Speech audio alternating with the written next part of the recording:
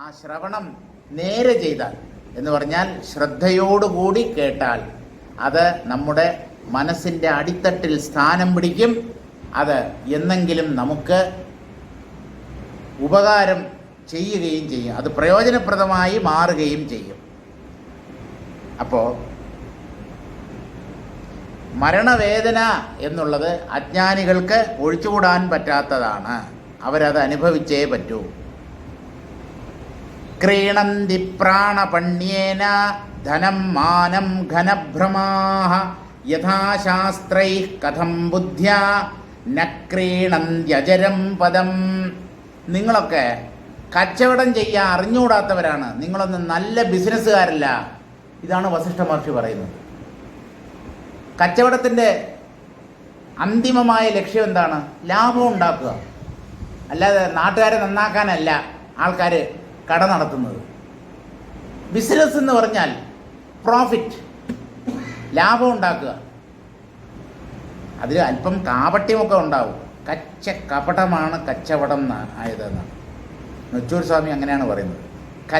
കപടം, കാപട്യം, കള്ളത്തരം, വഞ്ചന, പറ്റിക്കൽ, ഇതൊന്നും ഇല്ലാതെ ബിസിനസ് ചെയ്യാൻ പറ്റില്ല.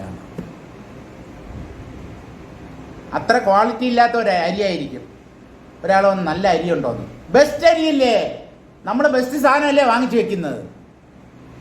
അവൻ കൊണ്ടുപോയി ചോറ് വെച്ച് കഴിക്കുമ്പോൾ അറിയാം, എന്തായാലും വാങ്ങിച്ചു പോയില്ലേ, ഇനി പൈസ തിരിച്ച് ചോദിക്കാൻ പറ്റുമോ? ബെസ്റ്റ് സൂപ്പർ ഫൈൻ ക്വാളിറ്റിയാണ് എന്നൊക്കെ പറയും. കാരണം അയാൾക്ക് കച്ചവടം നടക്കണം. അപ്പോൾ അതിൽ കാപട്യം എപ്പോഴും കലർന്നിട്ടുണ്ടാവും. അപ്പോൾ നമ്മൾ കച്ചവടം നടത്താൻ അറിയാത്ത കച്ചവടക്കാരെ പോലെയാണ്. അതായത് ബിസിനസ് ചെയ്യുന്നു, പക്ഷേ ലാഭം ഉണ്ടാക്കാൻ അറിയില്ല. എന്തുകൊണ്ടാണ് വസിഷ്ഠ മഹർഷി ഈ അജ്ഞാനികളെ ഇങ്ങനെ മോശമായി സംസാരിക്കുന്നത് എന്ന് ചോദിച്ചാൽ, ക്രീണന്തി പ്രാണപണ്യേന ധനം മാനം ഘനഭ്രമാഃ. കടുത്ത ഭ്രമത്തിൽ അകപ്പെട്ട് ഈ മനുഷ്യർ പ്രാണനെ പണയം വെച്ച് ധനവും യശസ്സും നേടാൻ ശ്രമിക്കുന്നു.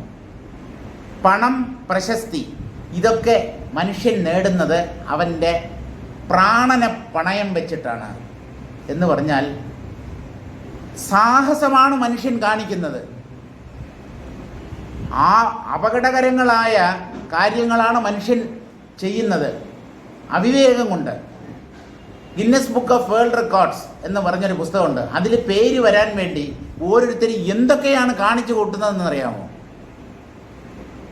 ഒരു വിവേകി ഒരിക്കലും അങ്ങനെയുള്ള കൃത്യങ്ങളിൽ ഏർപ്പെടില്ല. ഗിന്നസ് ബുക്കിൽ പേര് വരണം. പേര് വന്നാൽ ഇപ്പം എൻ്റെ പേര് ഗിന്നസ് ബുക്കിൽ വന്നു. കഴിഞ്ഞ 12 കൊല്ലമായി യോഗവാസിഷ്ഠത്തിൻ്റെ ഓരോ ശ്ലോകവും വായിച്ച് അതിൻ്റെ അർത്ഥം മറ്റുള്ളവർക്ക് പറഞ്ഞു കൊടുത്തു. അങ്ങനെയുള്ള ആദ്യത്തെ വ്യക്തി എൻ രമേഷ് എന്ന് പറഞ്ഞിട്ട് എൻ്റെ പേര് ഗിന്നസ് ബുക്കിൽ വന്നു എന്ന് തന്നെ വിചാരിക്കട്ടെ. ഈ ഗിന്നസ് ബുക്ക് വാങ്ങിച്ച് വായിക്കുന്ന എത്ര പേർക്ക് ഈ രമേശ് എന്ന് പറയുന്ന വ്യക്തിയെ തിരിച്ചറിയാൻ പറ്റും? എൻ്റെ പേര് അതിൽ അച്ചടിച്ച് വന്നു. അതും എനിക്ക് ഉറപ്പിച്ച് പറയാൻ പറ്റില്ല. എൻ എന്ന ഇനിഷ്യലുള്ള എത്രയോ രമേശന്മാർ ഈ ഭൂമുഖത്തുണ്ടാവും. ഇതിൽ ഏത് എൻ രമേഷാണ് ഈ റെക്കോർഡിൻ്റെ ഉടമ? ആർക്ക് പറയാൻ പറ്റും? എന്നാലും നമ്മുടെ പേര് പത്രത്തിൽ വരുന്നത്, വിശേഷിച്ച് നമ്മുടെ ഫോട്ടോ പത്രത്തിൽ വരുന്നത് നിര്യാതനായി എന്നുള്ള കാണത്തില്ല, ചരമക്കോളത്തിലല്ല. നമ്മൾ ജീവിച്ചിരിക്കുമ്പോൾ നമ്മുടെ പടം പത്രത്തിൽ വരുന്നത് അല്ലെങ്കിൽ ഒരു TV ചാനലിൽ പ്രത്യക്ഷപ്പെടുന്നത്, അത് എല്ലാവരും ആഗ്രഹിക്കുന്ന ഒരു കാര്യമാണ്. പിന്നെ ഒരു 10 മിനിറ്റ് നമ്മളുമായിട്ടുള്ള ഒരു ഇൻ്റർവ്യൂ ഏതെങ്കിലും ചാനൽ ടെലികാസ്റ്റ് ചെയ്യുന്നു എന്ന് പറഞ്ഞാൽ നമ്മുടെ സന്തോഷത്തിന് അതിരില്ല. ബന്ധുക്കൾ, സുഹൃത്തുക്കൾ എല്ലാവർക്കും മെസ്സേജ് അയക്കും. എന്നിട്ട് എന്ത് ചെയ്യുന്നറിയാം? കാണാത്ത ആരെങ്കിലും ഉണ്ടെങ്കിൽ ഇയാളത് റെക്കോർഡ് ചെയ്ത്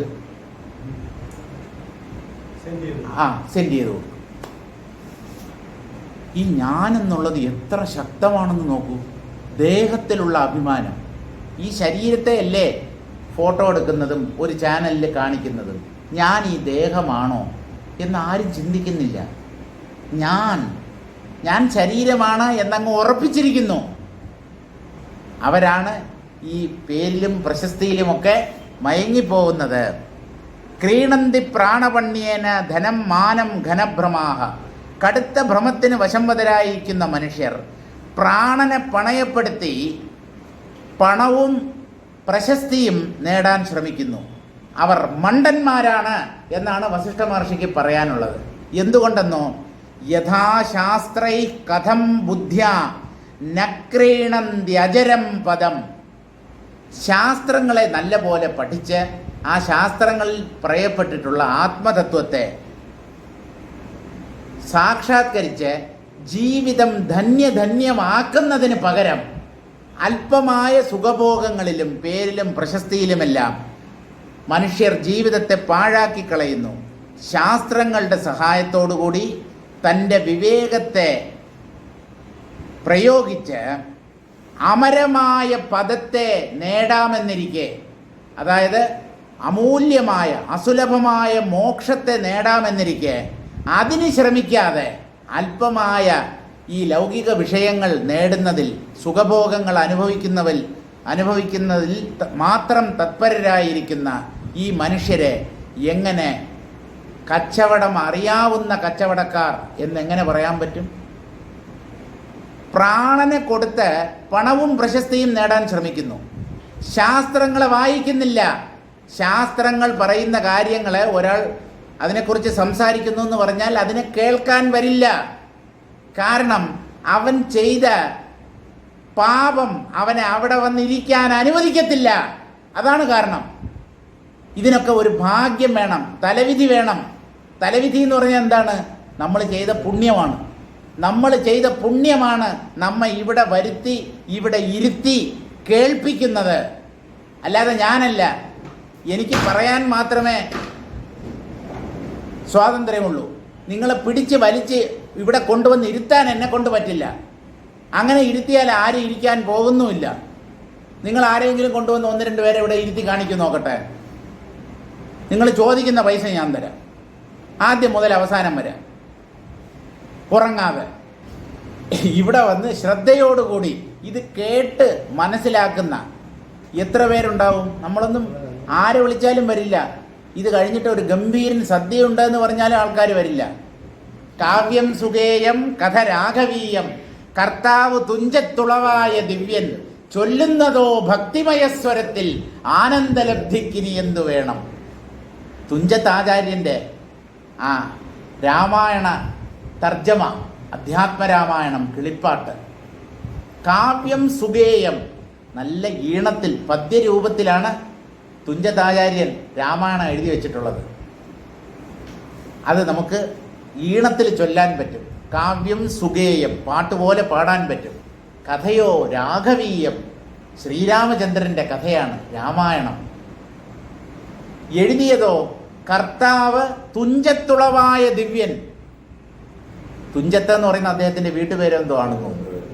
അപ്പോൾ ആ സ്ഥലത്ത് ജനിച്ച ദിവ്യൻ, പരമജ്ഞാനി, പരമഭക്തൻ തുഞ്ചത്തെഴുത്തച്ഛൻ, അദ്ദേഹമാണ് ഈ കൃതി രചിച്ചിരിക്കുന്നത്.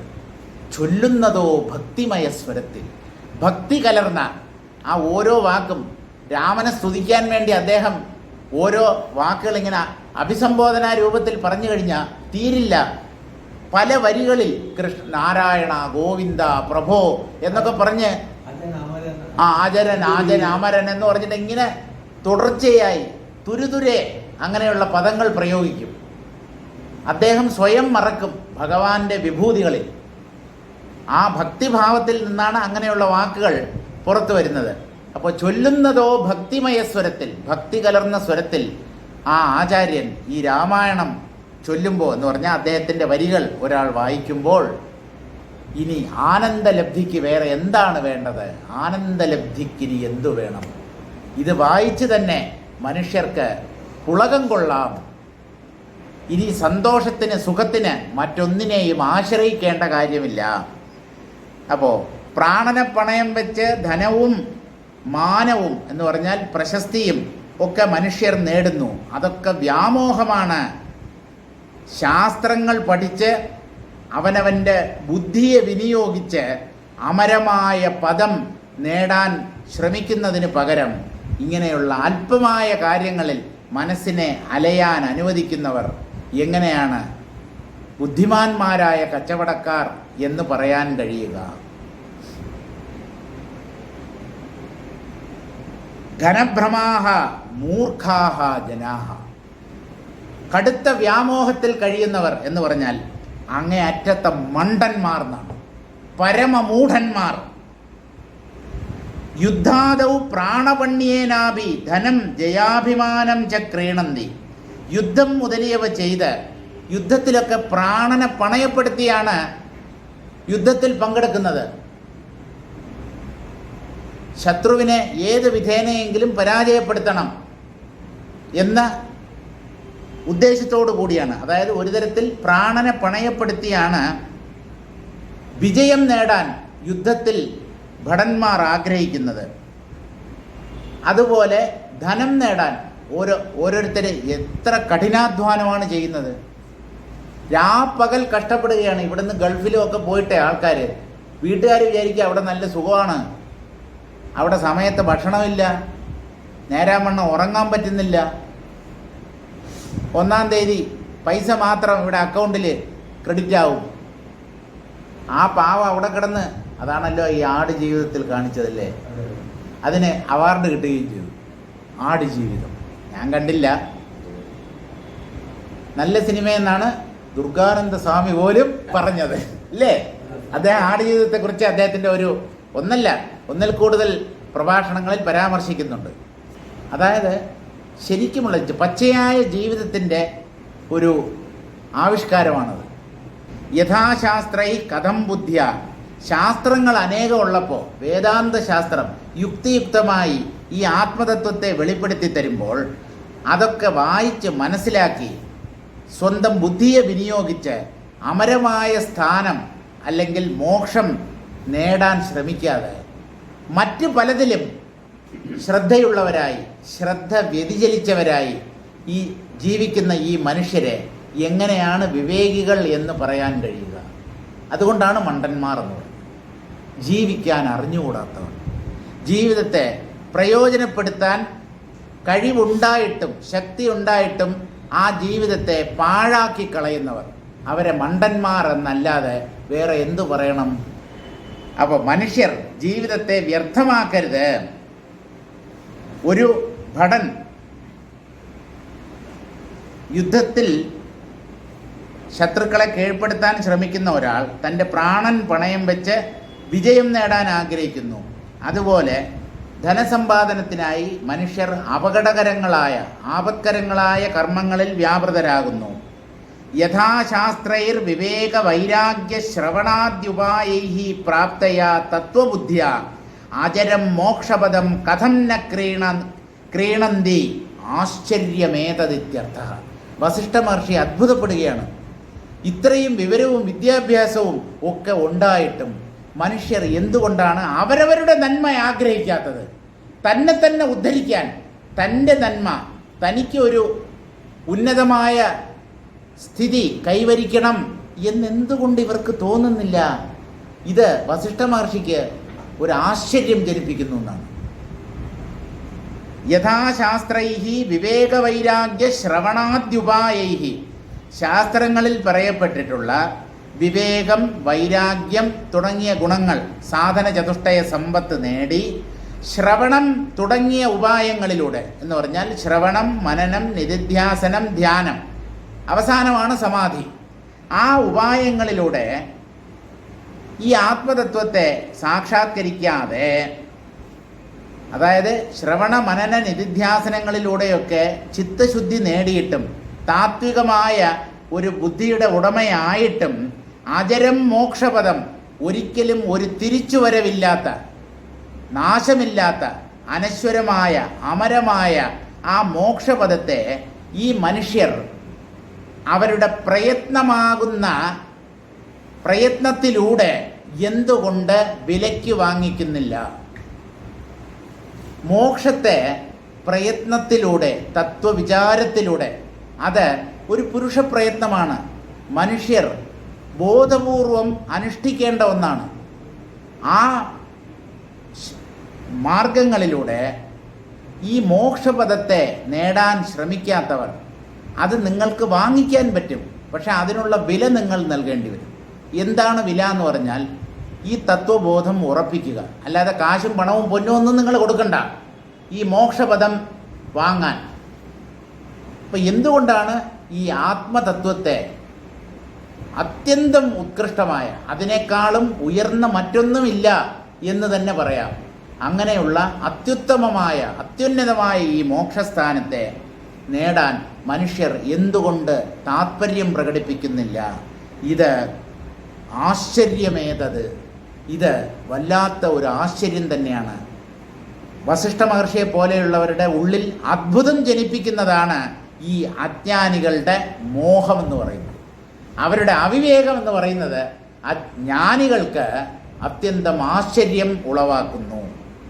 പരം പദം പരമയത്നേന ക്രിയതേ യൈശ്ചിദംബരേ കഥം തൈ സഹ്യത്തെ ജ്ഞാനശത്രുപാദ സ്വമൂർധനി.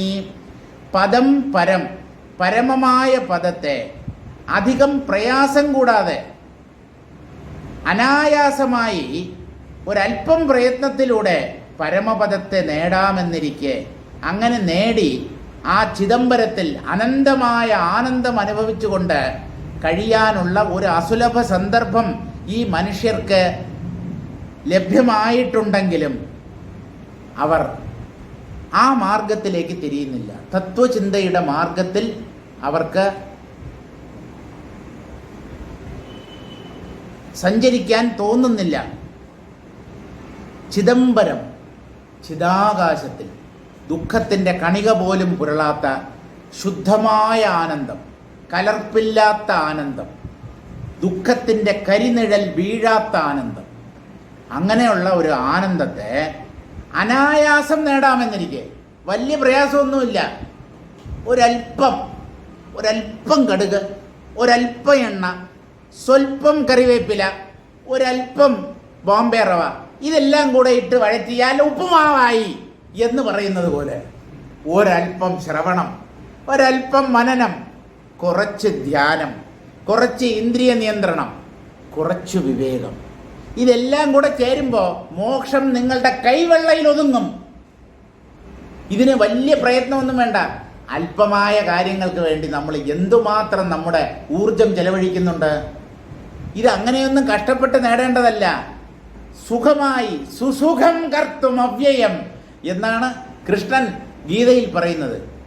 എടോ മനുഷ്യരെ, ഇതിന് ഒരു പ്രയാസവുമില്ല, വളരെ എളുപ്പം. ബാലകൃഷ്ണൻ നായർ സാറ് അത് തന്നെയാണ് പറഞ്ഞത്. ഇതിന് വലിയ പ്രയാസമൊന്നുമില്ല, നയാ പൈസയുടെ ചെലവില്ല. ഇതിങ്ങനെ നല്ല പോലെ കേട്ട് ബുദ്ധിക്ക് ഉറപ്പ് വരുത്തണം. ഇത് മനസ്സിലാക്കാൻ ശ്രമിക്കുമ്പോൾ പലതരത്തിലുള്ള സംശയങ്ങൾ നമ്മുടെ ഉള്ളിൽ ഉദിക്കും.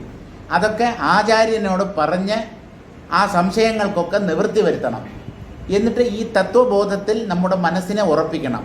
അതിനെ ജീവിതത്തിൽ ഉടനീളം വീണ്ടും വീണ്ടും ചിന്തിച്ച് നേടേണ്ടതാണ് ഈ ആത്മസാക്ഷാത്കാരം. അപ്പം അത് ഒരു പ്രയാസവുമില്ലാതെ, അതിനു വേണ്ടി നിങ്ങൾ പ്രത്യേകം സമയം മാറ്റി വയ്ക്കണ്ട.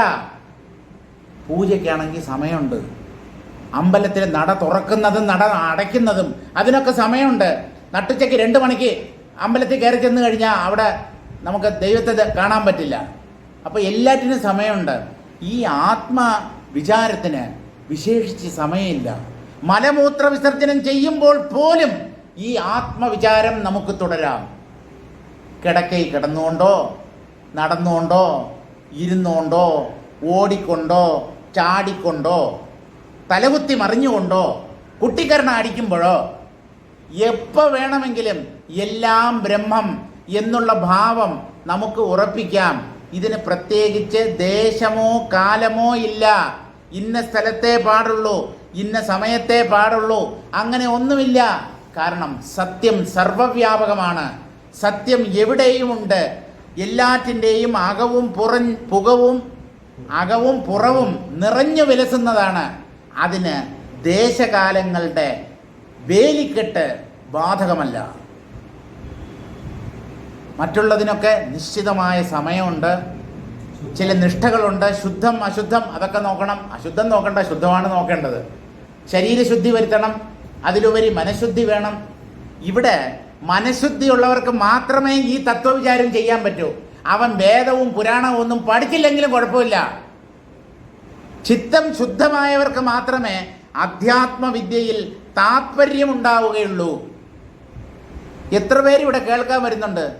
ഞാൻ ഇവിടെ കിടന്ന് വിളിച്ചു പോകുന്നു കൊല്ലങ്ങളായി. പല സദസ്സുകളിലും ഞാൻ ഈ കാര്യം ആവർത്തിച്ച് പറയുന്നുണ്ട്. പക്ഷേ എത്ര പേർ കേൾക്കാൻ വരുന്നു? എത്ര പേർക്ക് ഇതിൽ ശ്രദ്ധയുണ്ട്? അതിനെന്താ കാരണം? പുണ്യം ചെയ്തവർ വളരെ കുറവാണ്. അതാണ് കാരണം. പാപികളാണ് ലോകത്തിൽ കൂടുതൽ. മറ്റു മതത്തിലുള്ളവർ പറയുന്നത് പോലെ നമ്മൾ പാപികളെ എന്നൊന്നും ആരെയും വിളിക്കാറില്ല. പക്ഷേ നിങ്ങൾക്ക് ഈ അധ്യാത്മ വിദ്യയിൽ അല്ലെങ്കിൽ വേദാന്ത വിഷയത്തിൽ താത്പര്യം ഉണ്ടാകാതിരിക്കാൻ കാരണം നിങ്ങൾ ചെയ്തു കൂട്ടിയ ദുഷ്കർമ്മങ്ങളാണ്, പാപമാണ്. അല്ലാതെ വേറെ ഒരു കാരണവും ജ്ഞാനികൾക്ക് പറയാനില്ല. ഒരാൾക്ക് ആത്യന്തികമായ നന്മ അനായാസമായി നേടാമെന്നിരിക്കെ അയാൾക്ക് എന്തുകൊണ്ട് അത് നേടണം എന്ന് തോന്നുന്നില്ല? അവൻ ചെയ്ത പാപം അല്ലാതെ വേറെ ഒരൊറ്റ ഉത്തരവും നൽകാനില്ല. അതിനും മാത്രമുള്ള പുണ്യം അവൻ ചെയ്തിട്ടില്ല.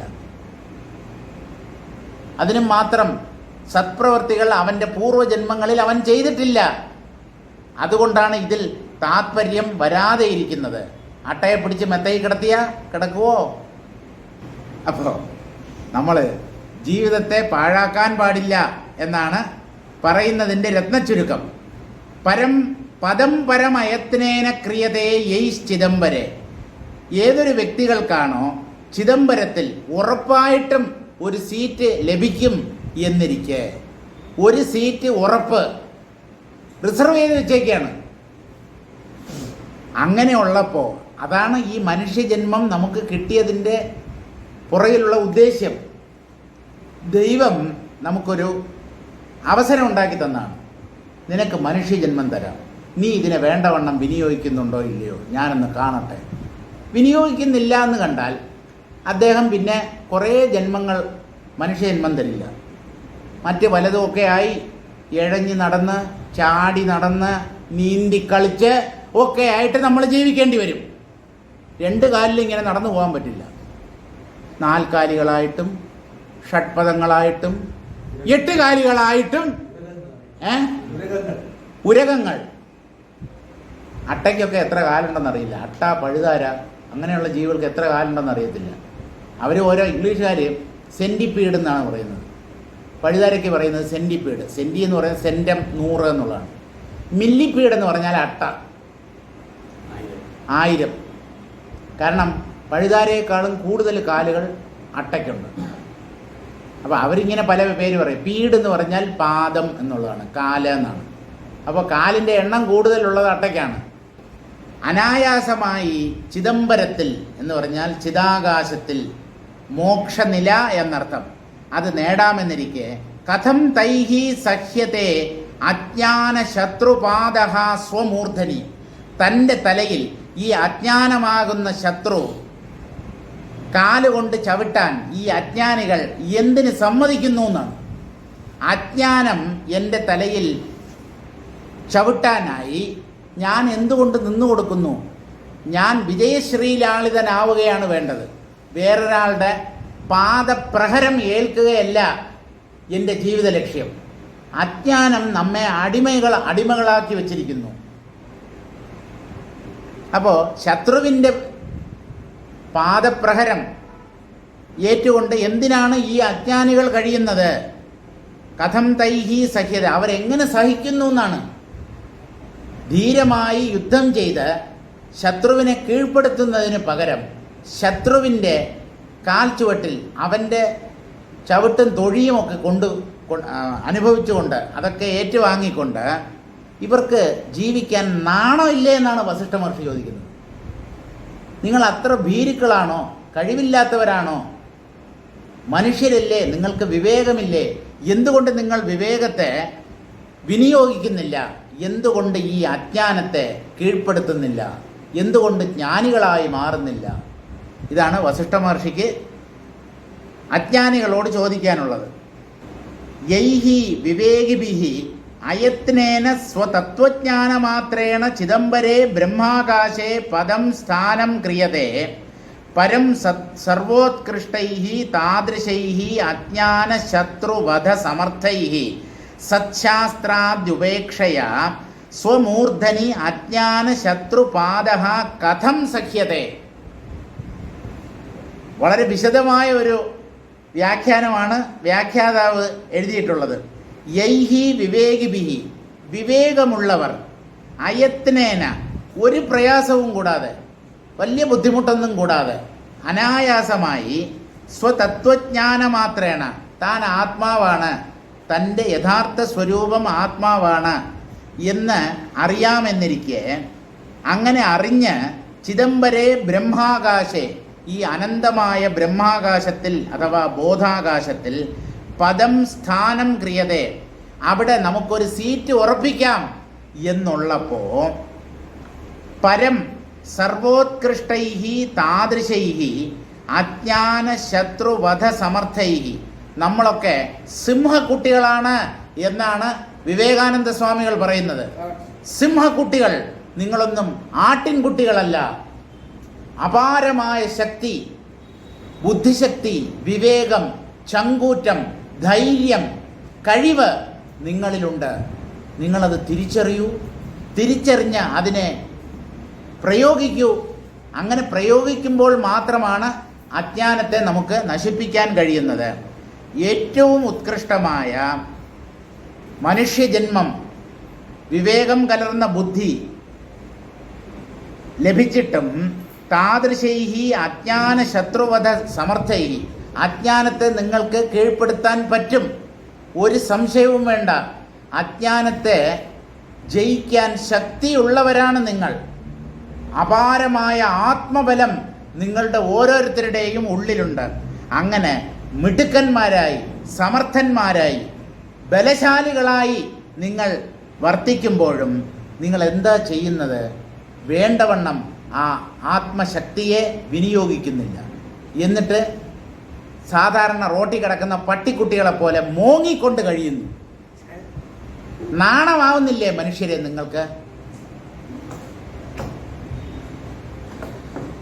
ഉത്തിഷ്ഠത ജാഗ്രത,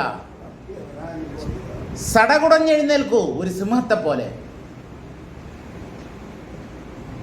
സത്ശാസ്ത്രാദ്യുപേക്ഷയ, അതിന് നിങ്ങൾ ഈ വേദാന്ത ശാസ്ത്രത്തെ അവലംബിച്ചേ പറ്റൂ. വേദാന്ത ശാസ്ത്രത്തെ ശരണം പ്രാപിച്ചേ പറ്റൂ. വേദാന്ത ശാസ്ത്രത്തെ വിശ്വസിച്ചേ പറ്റൂ. അങ്ങനെ സത്ശാസ്ത്രങ്ങളെ നിങ്ങൾ ഉപേക്ഷിക്കുന്നത് കൊണ്ടാണ് സ്വമൂർധനി, നിങ്ങളുടെ തലയിൽ അജ്ഞാന ശത്രുപാദ, അജ്ഞാനമാകുന്ന ശത്രു നിങ്ങളുടെ തലയിൽ തന്നെ ചവിട്ടിക്കൊണ്ട് നിൽക്കുന്നത്. അത് നിങ്ങൾ എങ്ങനെ സഹിക്കുന്നു? നിങ്ങൾക്ക് അല്പം പോലും ആത്മാഭിമാനമില്ലേ?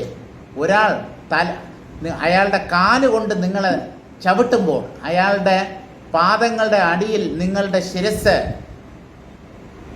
ആകുമ്പോൾ നിങ്ങൾക്ക് നാണമില്ലേ? ലജ്ജയില്ലേ? അതുകൊണ്ട് ആ ചടഞ്ഞുകൂടിയിരിക്കുന്ന സ്വഭാവം, അതായത് എന്നെക്കൊണ്ട് എവിടെ പറ്റാൻ. നമ്മളൊക്കെ സാധാരണ കുടുംബത്തിൽ പിറന്നവർ, പിന്നെ ബാക്കിയുള്ളവരൊക്കെ കാട്ടിൽ പിറന്നവരാണോ? മൃഗങ്ങൾക്ക് മക്കളായിട്ട് ജനിച്ചവരാണോ ബാക്കിയുള്ളവർ? നമ്മളൊക്കെ കുടുംബത്തിലുള്ളവർക്ക്. ശങ്കരാചാര്യർ ഒരു അച്ഛനും അമ്മയ്ക്കും ഉണ്ടായ ആൾ തന്നെയാണ്. വിവേകാനന്ദ സ്വാമിയും ഒരു അച്ഛനും അമ്മയ്ക്കും ജനിച്ച വ്യക്തിയാണ്. ഇവിടെയുള്ള സകല ജ്ഞാനികളും ഒരു മാതാപിതാവിന് കുഞ്ഞായി ജനിച്ചവരാണ്. അങ്ങനെയുള്ളപ്പോൾ ഈ കുഞ്ഞുങ്ങൾക്ക് മാത്രം എന്തുകൊണ്ട് പറ്റില്ല? അങ്ങനെ വേണം ആലോചിക്കാൻ. അല്ലാതെ ഇത് ഒരു പ്രത്യേക വിഭാഗത്തിന് മാത്രം, മഹാന്മാർക്ക് മാത്രം എന്ന് വിചാരിക്കണ്ട. നിങ്ങൾ എന്തുകൊണ്ട് മഹത്വം നേടിക്കൂടാ? അവർ മഹത്വം നേടിയത് കൊണ്ടാണ് മഹാന്മാരായത്. ആരും ഇവിടെ മഹാന്മാരായി ജനിക്കുന്നില്ല. ഇംഗ്ലീഷിലൊരു പഴമൊഴിയുണ്ട്, some are born great, some achieve greatness, for some others greatness is thrust upon them. അങ്ങനെ ഒരു ചൊല്ലുണ്ട്. ചിലർ മഹാന്മാരായി ജനിക്കുന്നു, ചിലർ അവരുടെ കർമ്മങ്ങളിലൂടെ മഹത്വം ആർജിക്കുന്നു. മറ്റ് ചിലരുടെ മേൽ മഹത്വം അടിച്ചേൽപ്പിക്കപ്പെടുന്നു എന്നാണ് ആ പഴഞ്ചൊല്ലിൻ്റെ അർത്ഥം. ഇവിടെ ആരും മഹാന്മാരായി ജനിക്കുന്നില്ല എന്നുള്ളതാണ് വാസ്തവം. സം ആർ ബോൺ ഗ്രേറ്റ് എന്ന് പറഞ്ഞിട്ടുണ്ടെങ്കിലും അങ്ങനെ ആരും ജന്മനാ മഹാന്മാരായി തീരുന്നില്ല. എല്ലാവരും അവരുടെ കർമ്മത്തിലൂടെ, അവരുടെ ബുദ്ധിശക്തിയെ വിനിയോഗിക്കുന്നതിലൂടെ, ജ്ഞാനം നേടുന്നതിലൂടെ, അമാനുഷമായ കാര്യങ്ങൾ ചെയ്യുന്നതിലൂടെ ആണ് മഹത്വം ആർജിച്ചിട്ടുള്ളത്. അതുകൊണ്ട് നമ്മൾ മഹത്വം ആർജിക്കുകയാണ് വേണ്ടത്. ശത്രുവിൻ്റെ പാദം നമ്മുടെ ശിരസിൽ പതിക്കാൻ ഒരിക്കലും അനുവദിക്കരുത്. ആത്മാഭിമാനമുള്ള ഒരു വ്യക്തിക്ക് ചേർന്ന പണിയല്ല അത്. നമ്മൾ സഹിക്കരുത്. ആ അജ്ഞാനമാകുന്ന ശത്രുവിനെ എത്രയും പെട്ടെന്ന് കീഴ്പ്പെടുത്തിയേ പറ്റൂ. അങ്ങനെ ജ്ഞാനം നേടി ചിതാകാശത്തിൽ നമുക്കൊരു സീറ്റ് ഉറപ്പിക്കേണ്ടതായിട്ടുണ്ട്. ആ സീറ്റ് ഇളകിപ്പോകുന്ന സീറ്റല്ല, 5 വർഷത്തിൽ ഇളകിത്തെറിക്കുന്ന ഒരു സീറ്റല്ല. അനന്തകാലം ആ മോക്ഷനിലയിൽ നമുക്ക് കഴിയാൻ പറ്റും. പുനർജന്മരഹിതമായ, ഇനി ഒരിക്കലും ഈ സംസാരത്തിൽ വന്ന് പതിക്കേണ്ട കാര്യമില്ല അവിടെ എത്തിക്കഴിഞ്ഞാൽ. അങ്ങനെയുള്ള ഉന്നത സ്ഥാനം നേടുകയാണ് ഓരോ വ്യക്തിയുടെയും ജീവിത ലക്ഷ്യം. അതിനു വേണ്ടിയാവണം ഓരോ വ്യക്തിയും ജീവിക്കേണ്ടത്, പ്രയത്നിക്കേണ്ടത് എന്നുള്ള ആഹ്വാനമാണ് വസിഷ്ഠ മഹർഷിക്ക് മാനവരാശിക്ക് നൽകാനുള്ളത്. അദ്ദേഹം ഇനിയും നമ്മുടെ ഉള്ളിൽ ഉറഞ്ഞു കിടക്കുന്ന അല്ലെങ്കിൽ ഉറങ്ങിക്കിടക്കുന്ന പൗരുഷത്തെ തട്ടി ഉണർത്താൻ പര്യാപ്തമായ വാക്കുകൾ പറയുന്നുണ്ട്. അത് നമുക്ക് നാളെ തുടരാം.